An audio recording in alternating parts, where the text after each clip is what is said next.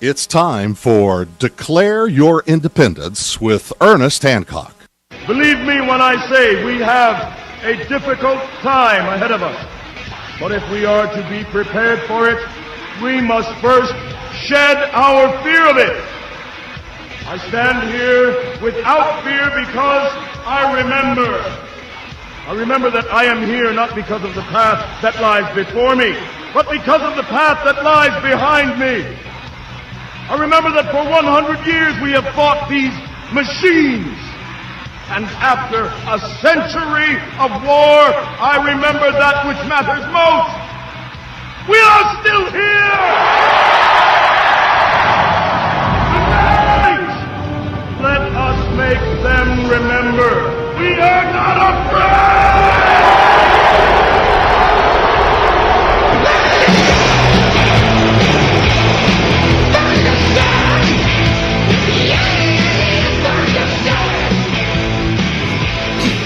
Welcome back to Declare Your Independence with me, Ernest Hancock. I'm going to do one more segment with my daughter Sierra, and producer, and she's doing a great job. In fact, I tell you this story. A lot of people don't know this.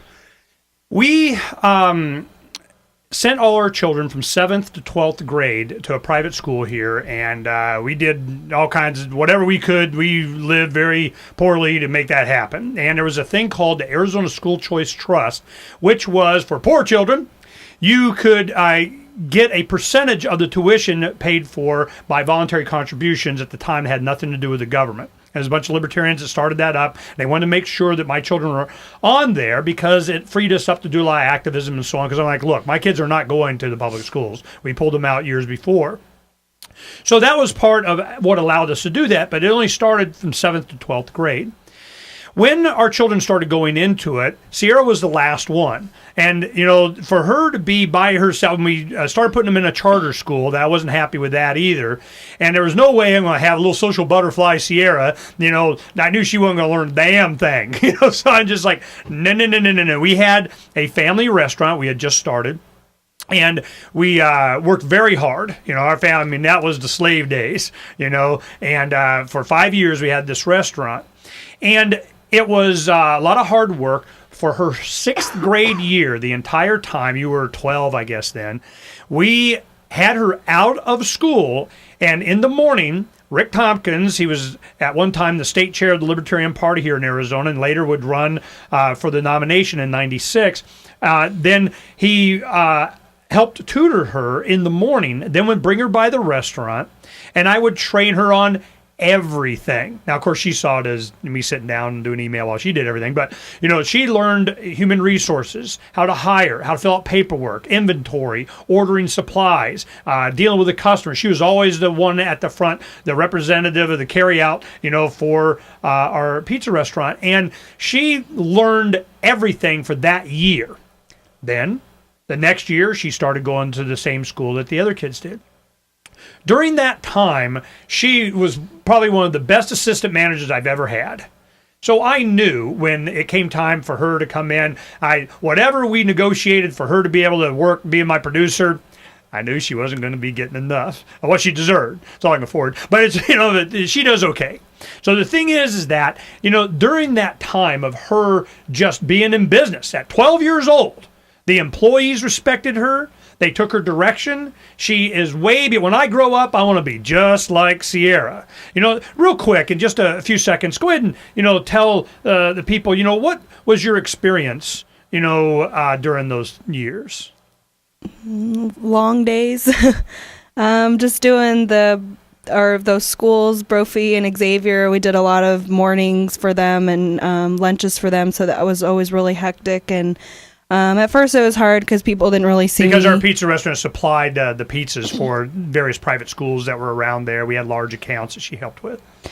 It was hard at first because people didn't really see me as management. Obviously, I'm like 12 years old. I can hardly see over the counter. I had to sit on a chair in order for people to see me. So that was always weird. People always looking at me like, do you just come out from under the street? Do you even belong back there? So that was different. But, obviously as the years went on and stuff, people started to see what I was capable of. And then when I volunteered at the animal hospital also, people were really amazed on, I was like literally 12 years old, and I'm sitting there holding down animals, assisting the doctor and everything, probably stuff I shouldn't do, but I did it anyway, and they always treated me like I was older. So yeah, that was another thing. What we did is we made sure, what did you want? Every 11, 12-year-old girl wants to be a veterinarian. I mean, that's just the way it is, you know. So I go, fine, okay. You know, we're going to take a couple of days. In the afternoons, you can go and you'll work at the animal hospital. So we talked, and there were, you know, people that ordered our pizza all the time. We delivered there a lot. And we said, look, can you please just allow our daughter to volunteer? Okay. You know, had her come down. Man, they were upset because they couldn't hire you. You were too young, so they couldn't pay her to be a regular employee. Did you ever start working for them for any amount of time? No, by the time I was old enough, I was too busy. The schedule didn't work, so. You know, this is a perfect example of how our society has, you know, devolved. You know, you can't have children in the workplace. Well, they didn't care how old she was. She was enormously productive. This is, you know, the maturity that you can have by just getting the government out. In fact, we had the federal government come into our restaurant, you know, doing the chitty chitty bang bang thing, you know, the guy with the top hat and the net. Where are the children? Where are the children? Because our competitors, they would call wage and hourly departments of the state and federal, and they'd come descend on us because we were competition. And because I had 4 children, just like, you know, any family restaurant, you know, a Chinese buffet or whatever, you got a bunch of the young kids back there, and it gave us a financial advantage. Tough, you know, it's the way. Now, the way the laws are for farms and so on, if they are your children or your grandchildren, then working in the family business, all these wage and hourly and limits on youth kind of, you know, doesn't apply. Well, at least not then. Lord knows what happens now. But they would come in, oh, we understand you have children here. When I came into the restaurant one time from making a pizza delivery, it was late afternoon. It was like 2 or 3, and it was just my wife and I were there, you know, cleaning up for the dinner rush and employees coming in then.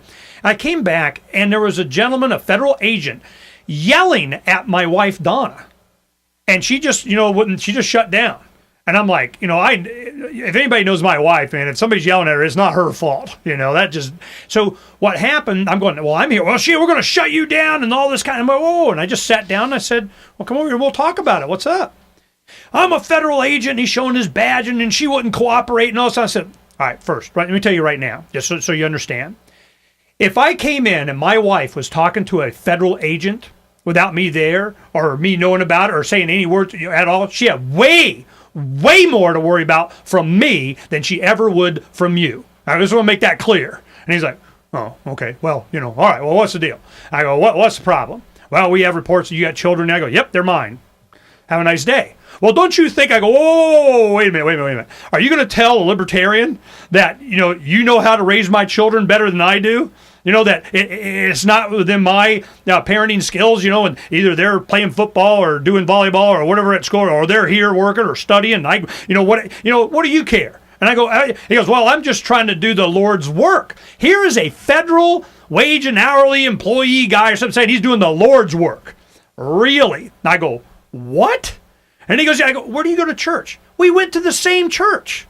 And I'm going, brother, save thy soul and get out, because this is not your role to be telling me how to raise my children. I mean, seriously? But they had it got to the point. I refused to fill out anything. They negotiated with me so they could check off their box. If I would just send a letter to whomever it may concern so they could check off their box that I talked to them and it went in their little file and said, they are my children, your laws don't apply. To whomever it may concern, the children are mine. Ernest Hancock, boom, sent it to them. It all went away. This is how bad it is. We have an enormously capable generation next, certainly from the Hancock family, because we refuse to submit to government authority. Even though we're illegal, they still come after you. We have a much better chance of our family surviving this thing. You need to survive it. Advocate it to your friends and family. When we come back, we'll be talking to Ilana Friedman and the Gerard Group, and how they want to do this TSA thing. They got an opinion. We're going to find out what it is. What about stopping wars? We'll find out when we come back.